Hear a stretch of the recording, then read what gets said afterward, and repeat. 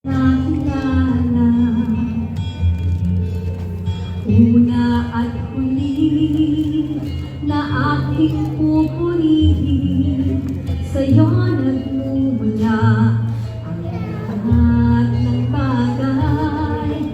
Dahil sa iyong salita, lahat ay nalikha.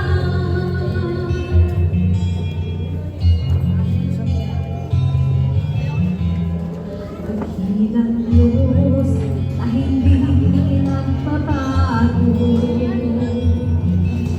kapangyarihan mo ay hindi lumilipas, walang makatatayo sa iyong kabanalan.